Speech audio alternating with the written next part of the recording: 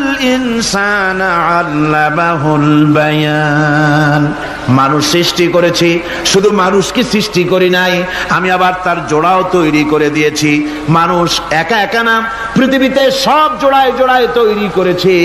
উদ্ভিদের মধ্যে জোড়া তৈরি করেছি, প্রাণী জগতের মধ্যে জোড়া তৈরি করেছি। এই দুনিয়ার ভিতরে যা কিছু আছে, উদ্ভিদ হোক আর মানুষ হোক, প্রাণী জগৎ হোক, সবগুলিকে আমি আল্লাহ জোড়া বানাইছি। জোড়ায় জোড়ায় নর এবং নারী সবগুলির মধ্যে করে দিয়েছি।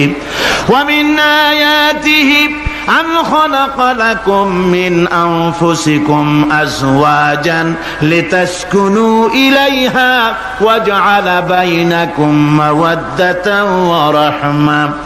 আল্লাহ রাব্বুল আলামিন বলেন, আমার অগণিত নিদর্শনের ভিতরে এটাও একটি নিদর্শন যে আমি তোমাদের থেকে তোমাদের জোড়া তৈরি করেছি, তোমাদের স্ত্রীদেরকে তৈরি করেছি, যাতে করে তোমরা তাদের কাছে শান্তি পাও। আর তোমাদের মধ্যে ভালোবাসা সৃষ্টি করেছি, মহব্বত সৃষ্টি করে দিয়েছি। আর পরিণত বয়সে এই মহব্বতকে আমি আল্লাহ করুণার সহৃদয়তায় পরিণত করে দেই। তোমার থেকে তোমার জোড়া নারী সৃষ্টি করেছি, স্ত্রী। সেই স্ত্রীর কাছে তুমি তোমার স্বস্তি শান্তি ফিরে পাবে। আর যখন বৃদ্ধ হয়ে যাবে, তখন এই ভালোবাসাটা আমি করুণা আর মহব্বতের মধ্যে পয়দা করে দেই।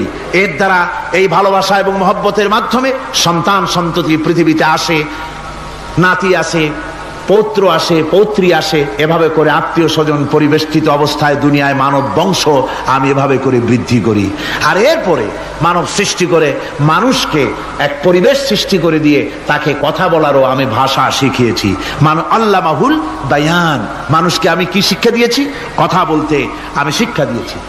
কথা বলার কারণেই মানুষ মানুষ, আর কথা বলতে পারে না বলে মানুষের সাথে পশুর সাথে এই বিরাট পার্থক্য। পশু কথা বলতে পারে না, মানুষ কথা বলতে পারে।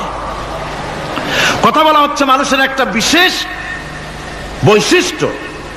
আরে বায়ান শব্দের অর্থ শুধু কথা নয়, বায়ান শব্দের অর্থ হচ্ছে চেতনা, বুদ্ধি, অনুভূতি, প্রজ্ঞা, মেধা, চিন্তা, বিবেচনা, ইচ্ছা শক্তি, প্রতিরোধ শক্তি, এ সবগুলি বায়ানের ভিতরে সীমাবদ্ধ।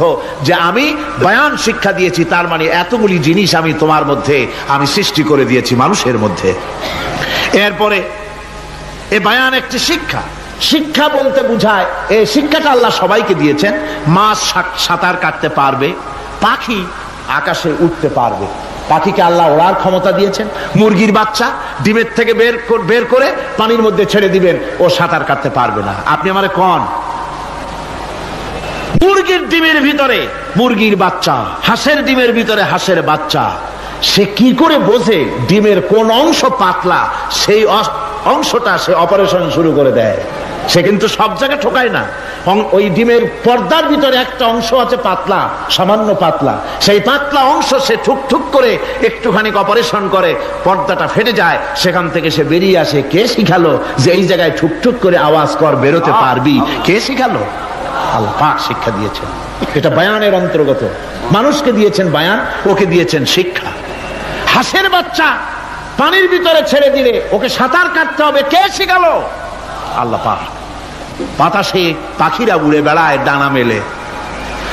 আওয়ালাম ইয়ারাউ ইলা তায়রি সাফাতিন ওয়া ইয়াকবিদনা মা ইউমসিকুহুন্না ইল্লার রহমান। দেখে নাকি তারা পাখিটি কেমন? মেলি দুটি লঘু ডানা, উড়িয়া বেড়ায় শূন্যের পরে নাহি তার কোনো মানা। আবার সে ডানা গুটাইয়া চলে কিন্তু পড়ে না তবু, বলকে বা তারে শূন্যে রাখিছে ভিন্ন সে এক প্রভু। প্লেনের মতো, এরোপ্লেনের মতো দেখছেন না পাখিগুলি এরকম এরকম করে ওড়ে। আবার কখনো উঠতে গিয়ে আর ডানা দোলায় না, দুটো ডানা শরীরের সাথে মিশাইয়া একেবারে রকেটের মতো উড়ে চলে যায়, কিন্তু পড়ে যায় না। কে তাকে শূন্যের উপরে রেখেছে? জোরে কন, কে রেখেছে? এই ট্রেনিং আল্লাহ পাক তাকে দিয়েছেন। আল্লাহ পাক তাকে এই শিক্ষা দিয়েছেন। এই শিক্ষা, পানিতে সাঁতার কাটবে মাছ, বায়ুতে ভেসে বেড়াবে পাখি, তারপরে মানুষের চোখের পলক পড়বে, পাকস্থলী হজম করবে, এসব শিক্ষা আল্লাহই দিয়েছেন। প্রত্যেকটা জিনিসকে সৃষ্টি করেছেন, আর তার কাজটাও কিভাবে হবে তাও আল্লাহ পাক শিখিয়ে দিয়েছেন। এই জন্য শুধুমাত্র এই শিক্ষাটুকুনি নয়, মূল শিক্ষা হচ্ছে আল্লামাহুল বায়ান।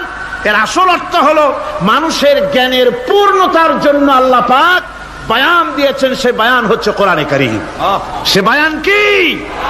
কোরআন। এই কোরআন হচ্ছে মানুষের জ্ঞানের পূর্ণতা।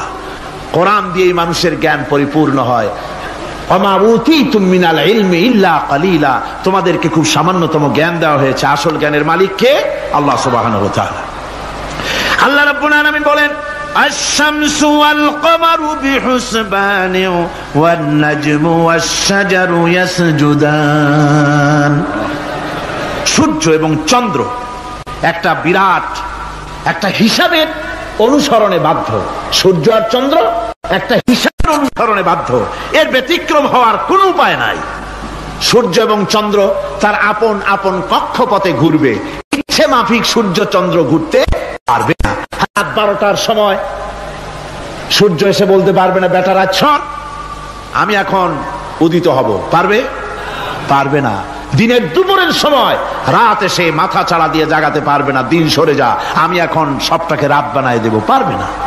চন্দ্র এবং সূর্য একটা নির্ধারিত একটা হিসাবের অনুসরণে তারা রয়েছে। আর এই হিসাবের নিয়ম, কঠোর হিসাবের নিয়মতান্ত্রিকতার ভেতরে থাকার কারণেই মানুষের জন্য চন্দ্র, মাস, বছর ইত্যাদি গণনা মানুষের জন্য আল্লাহ সহজ করে দিয়েছেন। আল্লাহ পাকের নবীর কাছে জিজ্ঞাসা করা হচ্ছে, ওয়ায়াসআলুনাকা আনিল আহিল্লাম। ও নবী, আপনাকে প্রশ্ন করা হয় চাঁদ সম্পর্কে। কাফেররা প্রশ্ন করেছে, চাঁদের ক্রমবর্ধমান ক্রমহ্রাস কেন? চাঁদ বাড়ে কেন, কমে কেন? আপনারে জিজ্ঞাসা করা হয়, আপনি জবাবে বলুন, কুল হিয়া মাওয়াকিতু লিন্নাস। বলুন, এ চাঁদ হচ্ছে মাস, দিন, বছর গণনা করার জন্য, গোটা পৃথিবীবাসীর জন্য আমি একটা স্থায়ী ক্যালেন্ডার আকাশে ঝুলায় রাখছি।